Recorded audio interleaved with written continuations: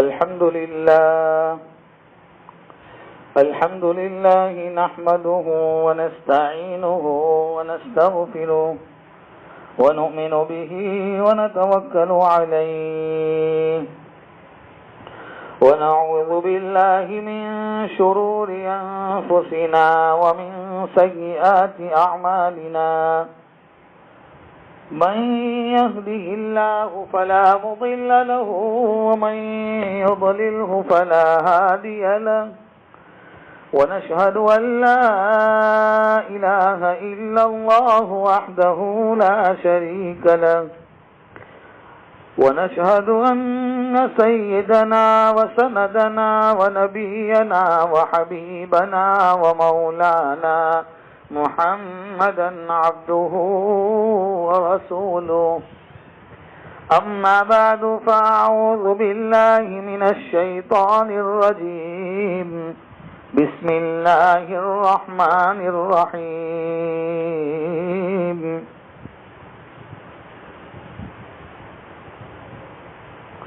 ولا تقربوا الزنا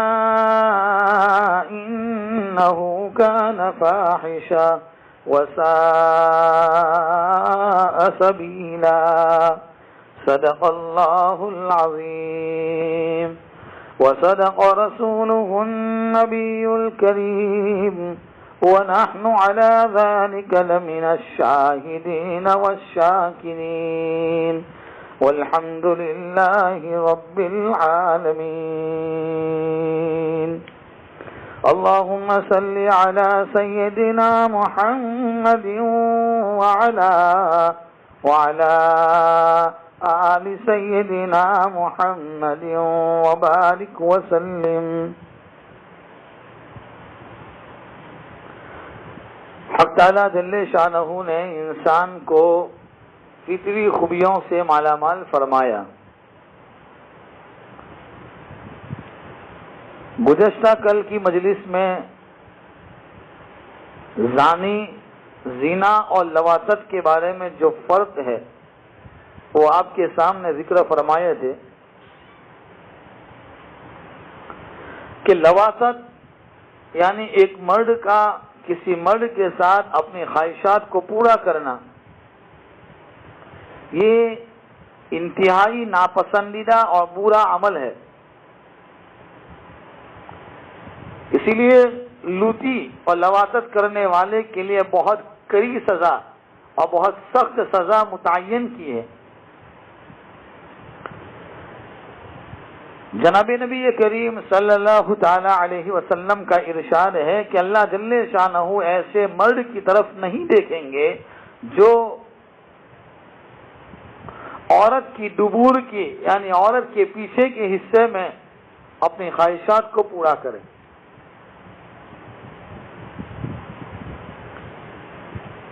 تو لواطت کے اس گناؤنے پن کا اندازہ اس سے کیا جا سکتا ہے کہ اللہ تعالیٰ لوتی کی شکل دیکھنے کو بھی پسند نہیں فرماتے،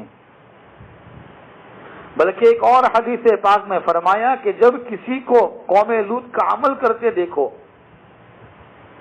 جب کسی آدمی کو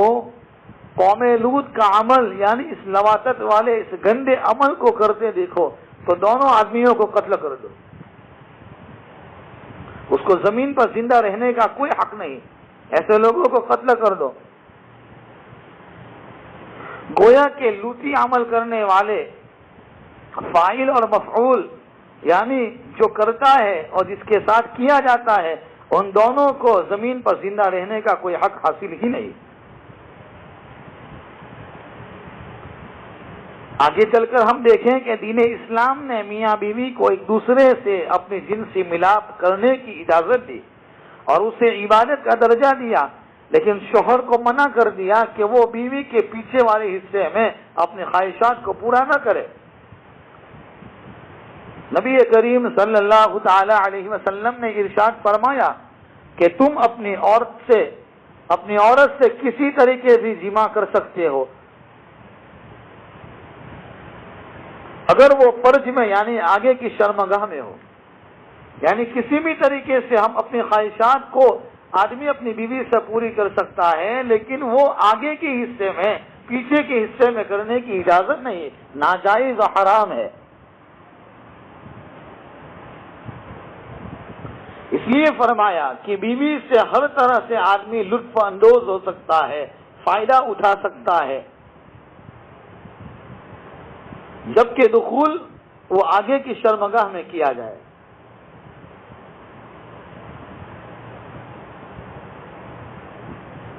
معلوم یہ ہوا کہ شوہر اور بیوی کے سامنے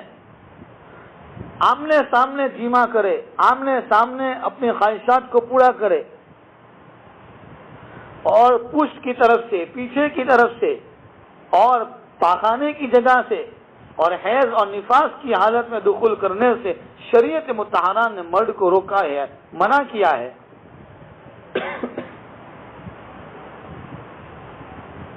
نبی کریم صلی اللہ تعالی علیہ وسلم سے ایک انصاریہ نے بیوی بیوی کے میلاد کے متعلق پوچھا، تو آپ نے فرمایا کہ ایک سوراخ میں ہونا چاہیے، یعنی فرج میں ہونا چاہیے، یعنی آگے کے حصے میں اپنے خواہشات کو پورا کریں۔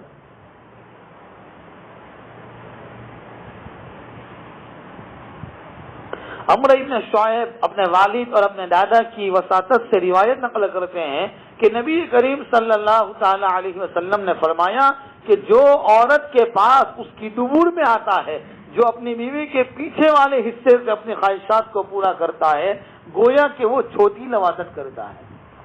یعنی یہ بھی ناجائز اور حرام اور گناہ ہے۔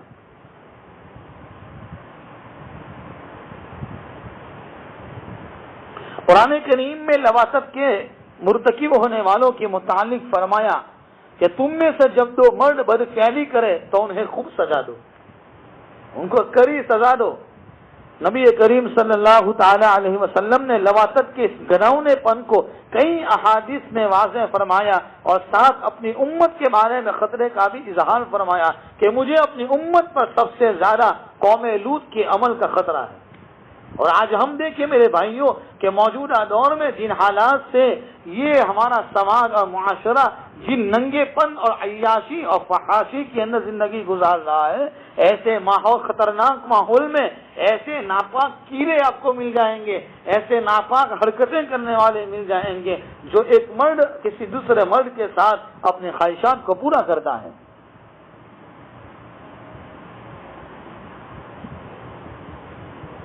اسی لیے نبی کریم صلی اللہ تعالی علیہ وسلم نے ایسی خطرناک برائی کو دور کرنے کے لیے فرمایا کہ جو آدمی کہ تم پاؤ اس کو قوم لوط والا عمل کرتا تو پھر فاعل اور مفعول یعنی دونوں آدمی کو قتل کر دو۔ اس حدیث پاک کی بنیاد پر فقہاء نے لکھا ہے کہ لوطی فاعل اور مفعول دونوں آدمیوں کو موت کے گھاٹ اتار دیا جائے، لیکن کس طریقے سے ان کا قتل کیا جائے اس کے بارے میں علماء کے اقوال ہے۔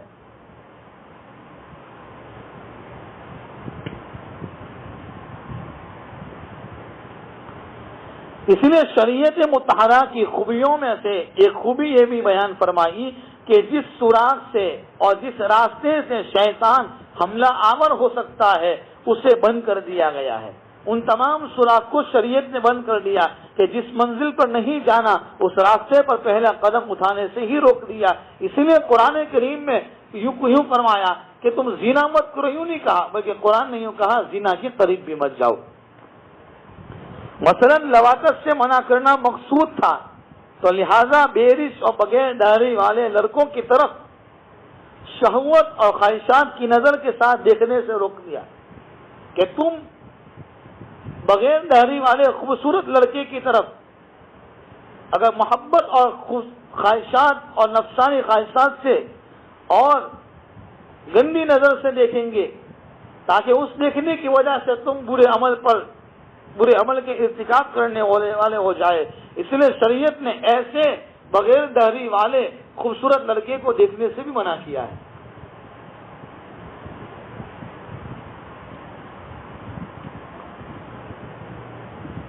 کیونکہ لڑکپن اور بچپنے میں عمر میں جس بھی بدن بھی نرم ہوتا ہے، نازک ہوتا ہے، اور مرد کے ساتھ رہنے میں قباحت اور برائی بھی محسوس نہیں ہوتی، لہذا گناہ میں پڑنا بھی آسان ہو جاتا ہے۔ اسی لیے شریعت نے اس چوری کا پہلا ہی دروازہ بند کر دیا کہ تم کسی بغیر کسی داڑھی والے مرد کو اور بغیر کسی داڑھی والے خوبصورت لڑکی کو شہوت کی نظر سے مت دیکھو۔ اگر تمہیں اپنی نظر پر کنٹرول نہیں ہے، تمہیں اپنی خواہشات پر کنٹرول نہیں ہے، تو پھر ایسے لڑکے کو دیکھنے سے شریعت نے منع کیا ہے کہ جس طریقے سے ایک لڑکی کو دیکھنا گناہ ہے، غیر محرم کو دیکھنا گناہ ہے، فرمایا اسی طریقے سے خوبصورت اور بغیر داڑھی والے خوبصورت لڑکے کو دیکھنے سے بھی گناہ ہے۔ حضرت ابو ہریرہ رضی اللہ تعالیٰ عنہ فرماتے ہیں کہ نبی کریم صلی اللہ تعالی علیہ وسلم نے منع فرمایا ہے کہ انسان کسی بیرش یعنی بغیر داڑھی والے لڑکی کی طرف نگاہ ڈالے۔ حضرت انس رضی اللہ تعالیٰ عنہ فرماتے ہیں جناب نبی کریم صلی اللہ تعالی علیہ وسلم نے ارشاد فرمایا کہ تم امیر زادوں کے ساتھ نہ بیٹھا کرو، مالداروں کے ساتھ نہ بیٹھا کرو، کیونکہ نفس ان سے ایسی چیز کی خواہش کرتے ہیں جس کی خوبصورت لونڈیوں سے بھی نہیں کرتے۔ سفیان ثوری رحمۃ اللہ علیہ فرمایا کرتے تھے کہ عورت کے ساتھ ایک شیطان دکھائی دیتا ہے مگر لڑکے کے ساتھ اور خوبصورت لڑکوں کے ساتھ 10 سے زیادہ شیطان نظر آتے ہیں۔ حافظ ابن حجر اسقلانی رحمۃ اللہ علیہ اس کے متعلق تحریر فرماتے ہیں کہ مالدار لوگوں کے لڑکوں کے ساتھ اٹھک بیٹھک سے پرہیز کرنا چاہیے کہ یہ اپنی شکل و صورت اور اپنا لباس اور اپنی پوشاک سراپا فتنہ ہوتے ہیں۔ ایسے فتنے کے بعض اوقات عورتوں سے بڑھ کر فتنہ ثابت ہوتا ہے کہ جو مالدار گھر کے لڑکے ہو، جو خوبصورت ہو، جس کا بدن نازک ہو، جو اپنے آپ کو بند سنوار کر چلتے ہو، ایسے لوگوں کی صحبت سے اپنے آپ کو بچانا چاہیے تاکہ کہیں ان کی صحبت میں بیٹھنے کی وجہ سے کہیں ہم لواطت اور زنا کے مرتکب نہ ہو جائیں۔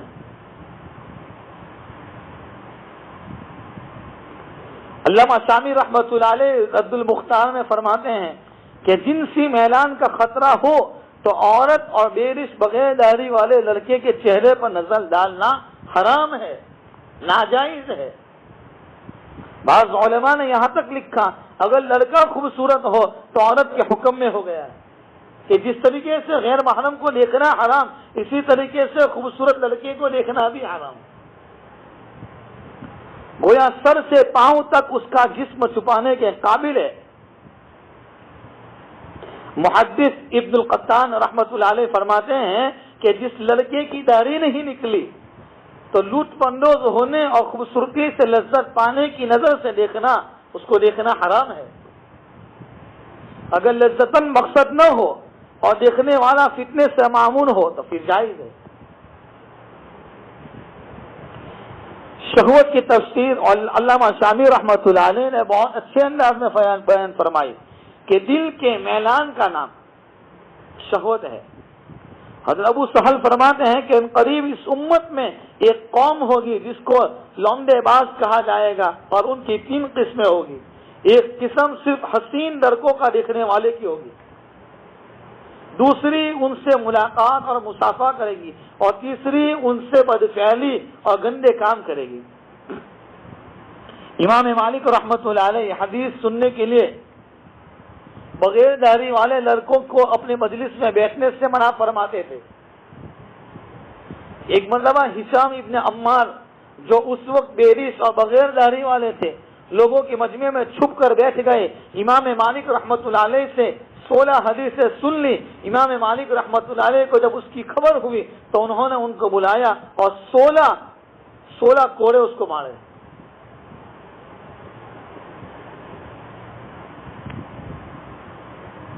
امام ابو حنیفہ رحمت اللہ علیہ کی خدمت میں جب امام ابو یوسف رحمت اللہ علیہ درس حدیث سننے کے لیے پہلی مرتبہ تشریف لائے تو ابھی بیرش یعنی بغیر داڑھی والے تھے۔ امام اعظم نے ان کو کہا کہ آپ میرے سامنے نہیں، پشت کی طرف بیٹھ کر درس حدیث سنا کریں، میرے سامنے مت بیٹھے۔ چنانچہ کئی برس تک وہ پشت کی جانب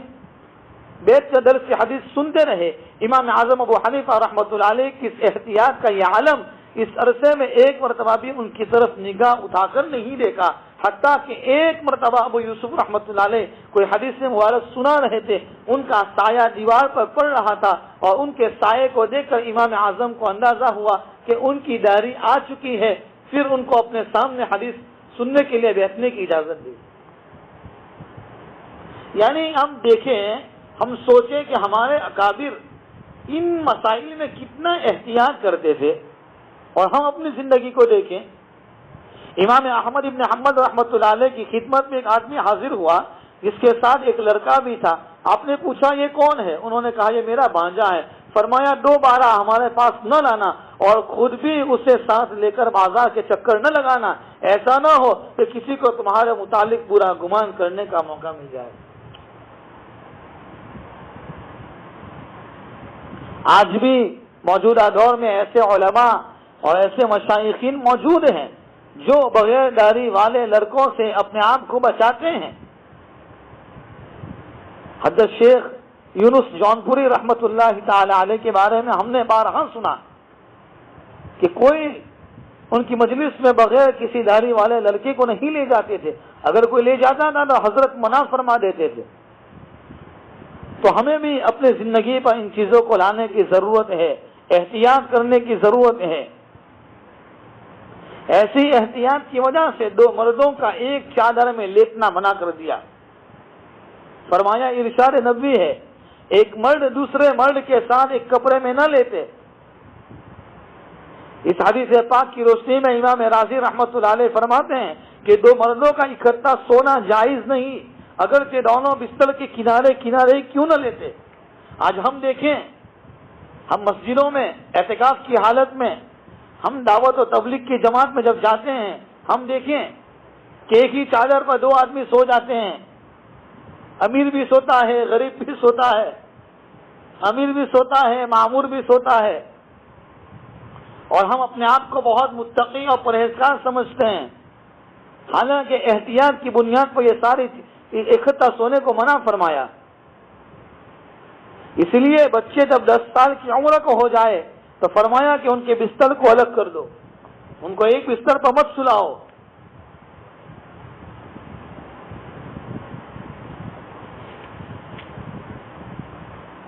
تاکہ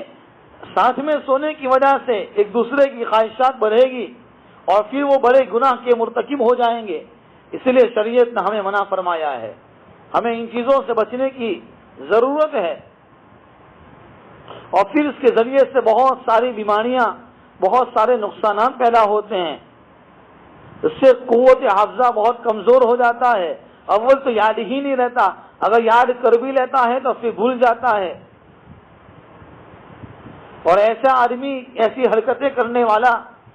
کتنی بھی محنت کر کے یاد کرے تھوڑی دیر میں وہ بھول جاتا ہے، چہرے سے رونق ختم ہو جاتی ہے، بدن میں کمزوری آ جاتی ہے، لا علاج پریشانی اور بیماریوں میں مبتلا ہو جاتا ہے، بلکہ یہاں تک کہ وہ جانوروں سے بدتر ہو جاتا ہے۔ اور لوٹی آدمی اور زانی کو کبھی کبھی ایڈز جیسی مہلک بیماری لگ جاتی ہے جس کا ابھی تک کوئی علاج مکمل طور پر نہیں ملتا۔ یہ بیماری اس سے اس کی بیوی کو بھی لگتی ہے، آئندہ پھر اپنی نسلوں میں لگتی ہے، یہ اثرات منتقل ہو جاتے ہیں، اور یہاں تک کہ آخرت کا عذاب تو ہوگا ہی، یہ تو دنیا کا عذاب بھی کیا کم ہے۔ لواطت ایک ایسی گندی بیماری کہ اس سے لوٹی روحانی طور پر ہمیشہ کے لیے ناپاک ہو جاتا ہے۔ اسی لیے فرماتے ہیں محدث ابن ابی دنیا نے مجاہد، علامہ مجاہد سے نقل کیا کہ جو کوئی یہ عمل کرے وہ اگرچہ آسمان اور زمین کے ہر قطرے سے غسل کر لے پھر بھی وہ ہمیشہ کے لیے ناپاک ہے۔ فضل ابن عیاض سے صحیح سندوں کے ساتھ منقول ہے، اگرچہ لوٹی لواطت کرنے والا وہ آسمان کے ہر قطرے سے غسل کر لے پھر بھی اللہ تعالیٰ کو وہ ناپاک ہی ملے گا۔ یعنی کتنی خطرناک وعید ہے۔ اس سے بڑی ذلت اور رسوائی اور کیا ہو سکتی ہے کہ لوٹی آدمی زمین اور آسمان کے تمام پانی سے غسل کر لے تب بھی وہ قیامت کے دن اللہ کے سامنے ناپاکی کی حالت میں پیش ہوگا۔ علامہ آلوسی رحمۃ اللہ علیہ اپنی تفسیر روح المعانی میں اس کی وجہ بیان فرماتے ہیں کہ بے شک نہیں زائل کرتا پانی اس سے اس بڑے گناہ کو جس نے اس کو اس کے رب سے دور کر دیا ہے، اس لیے لوٹی آدمی کو اللہ تعالیٰ قیامت کے دن دیکھنا بھی گوارا نہ کریں گے۔ اور لوٹی شخص اگر لواطت سے سچی توبہ نہ کرے تو اسے موت کے وقت کلمہ طیبہ پڑھنے کی توفیق نصیب نہیں ہوتی۔ نبی کریم صلی اللہ تعالی علیہ وسلم نے فرمایا جو عورتوں کے ساتھ لواطت کرے اس نے کفر کیا۔ عورتوں کے ساتھ لواطت کا مطلب یہ ہے کہ عورت کے پیچھے والے حصے میں اپنی خواہشات کو پورا کرے۔ جو حائضہ یا اپنی عورت کے دبور میں آتا ہے اس کے پیچھے والے حصے سے یا کاہن کے پاس جا کر بھوشیہ وانی جانتا ہے، بے شک اس نے کفر کیا ہے۔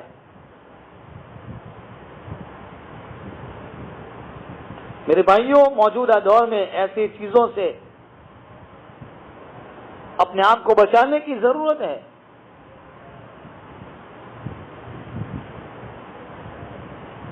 علامہ ابن قیم رحمۃ اللہ علیہ نے لکھا ہے کہ یہ مرض اور یہ عشق کبھی کفر کی طرح ہوتا ہے جیسا کہ وہ اپنے معشوق کے بلانے کو اللہ کی محبت کی طرح محبوب رکھتا ہے کہ لوٹی آدمی کے لچن اشعار بھی انہوں نے لکھے۔ فرمایا اے ٹکرانے والو اپنی شرمگاہوں کو تمہارے لیے بشارت ہے کہ لوگوں کے لوٹنے کے دن تمہارے لیے اجر ہے۔ کھاؤ اور پیو اور زنا کرو اور خوش ہو جاؤ، بے شک تمہارے زنا تمہیں اس جنت تک پہنچانے والے ہیں، یعنی تمہیں جہنم میں لے جانے کے وہ ساری چیزیں ذریعہ بنے گی۔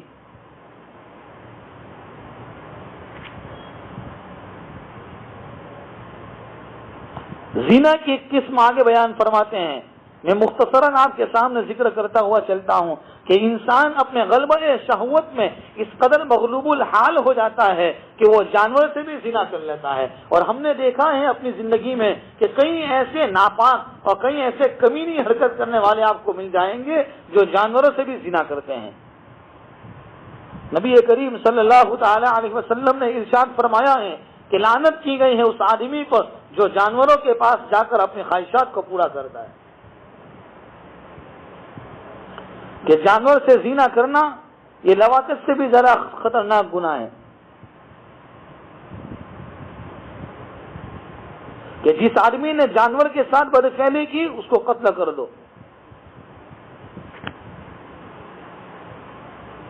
تو برائی کا انجام ہمیشہ برا ہوتا ہی ہے، بلکہ برائی جتنی بھی بڑی ہوگی انجام اتنا ہی زیادہ برا ہوگا۔ زناکار انسان چونکہ بہت بڑے گناہوں کا وہ ارتکاب کرنے والا ہوتا ہے، لہذا اسے کئی طرح کے نقصانات کا سامنا کرنا پڑتا ہے۔ جیسی کرنی ویسی بھرنی، نہ مانے تو کر کے دیکھ، جنت بھی ہے جہنم بھی ہے، نہ مانے تو پھر مر کے دیکھ۔ زنا کے ارتکاب کی وجہ سے زانی برکتوں سے محروم کر دیا جاتا ہے، جب تک کہ وہ تقوی اور پرہیزگاری کی وجہ سے برکتوں کے دروازوں کو کھول دیا جاتا ہے۔ اسی لیے جب آدمی زنا کرتا ہے اس کے گھروں میں بے برکتی ہوتی ہے، اس کے گھروں میں پریشانیاں ہوتی ہیں، اس کے گھروں میں بیماریاں ہوتی ہیں، اس کے گھروں میں بے چینی ہوتی ہے اور ایک بے سکونی زندگی آدمی گزارتا ہے۔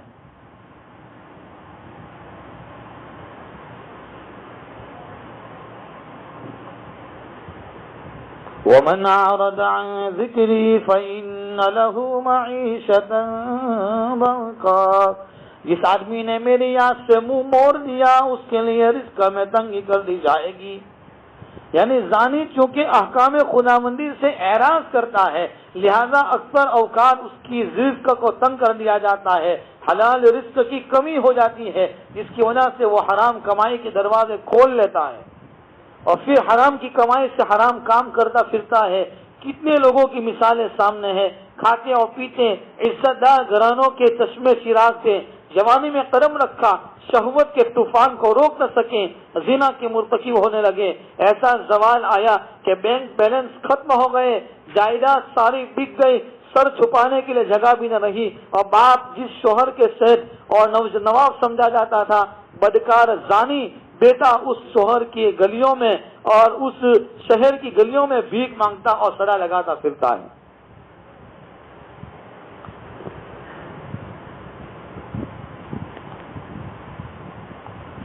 زانی اگر اپنے گناہوں سے توبہ نہ کرے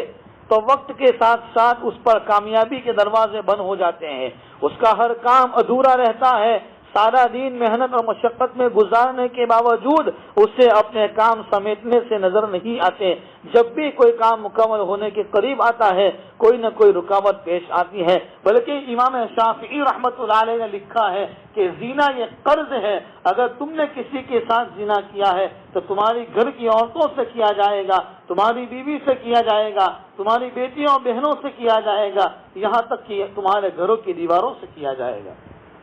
تو اتنا خطرناک گناہ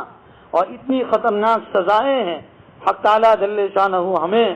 ان تمام گناہوں سے بچنے کی توفیق عطا فرمائے۔ اللہ ہمیں زنا کی نفرت ہمارے قلب میں پیدا فرمائے اور ایسی گناہونی حرکتوں سے اللہ میری آپ سب کی اور امت مسلمہ کی پوری حفاظت فرمائے۔ اللہ تعالیٰ مجھے آپ تمام کو صحیح معنی میں سمجھنے کی، صحیح باتوں پر عمل کرنے کی اللہ ہم سب کو توفیق کامل عطا فرمائے۔ بسم اللہ الرحمن الرحیم، سبحانک اللہم بحمدک وتبارک اسمک وتعالی جدک ولا الہ غیرک، اللہم لک الحمد کلہ ولک الشکر کلہ والیک یرجع الامر کلہ، اللہم صلی علی سیدنا محمد وعلی آل سیدنا مولانا محمد وبارک وسلم۔ اے اللہ گناہوں کو معاف فرما، خطاؤں سے درگزر فرما، اے اللہ تیری رضا والے کام کرنے کی توفیق عطا فرما، اے اللہ تجھے ناراض کرنے والے اعمال سے حفاظت فرما، اے اللہ ہمارے قلب میں زنا کی نفرت پیدا فرما، ہمارے قلب میں اعمال صالحہ کی رغبت پیدا فرما، گناہوں کی نفرت ہمارے قلوب میں پیدا فرما، اے اللہ زنا، بدکاری، لواطت، عداوت، دشمنی، حسد، کینہ، کپٹ، بغض، عداوت سے اللہ ہم سب کی پوری حفاظت فرما، اے اللہ تیری رضا والے کام کرنے کی توفیق عطا فرما، تجھے ناراض کرنے والے اعمال سے ہماری حفاظت فرما، اے اللہ تیری محبت پیدا فرما، اے اللہ تیرا استحضار پیدا فرما، اے اللہ تیرا دھیان نصیب فرما، اے اللہ دنیا میں سے جانے والوں کی مغفرت فرما، اے اللہ تمام مرحوم مرحومات کی بے انتہا مغفرت فرما، ان کی قبر کو نور سے منور فرما، جنت الفردوس میں اعلیٰ اور بالا مقام عطا فرما، سب کی درجات کو بلند فرما، اللہ ہم سب کو اپنے وقت پر ایمان پر خاتمہ نصیب فرما، بری موت سے اللہ ہم سب کی حفاظت فرما، ہماری دعاؤں کو اپنے فضل و کرم حبیب پاک صلی اللہ تعالی علیہ وسلم کے صدقے میں قبول فرما۔ اللہم صلی علی سیدنا محمد وعلی آل سیدنا مولانا محمد مبارک وسلم۔ ربنا تقبل منا انک انت السمیع العلیم وتب علینا انک انت التواب الرحیم، وصلی اللہ تعالی علی خیر خلقہ سیدنا محمد وعلی آلہ وصحبہ اجمعین برحمتک یا ارحم الراحمین۔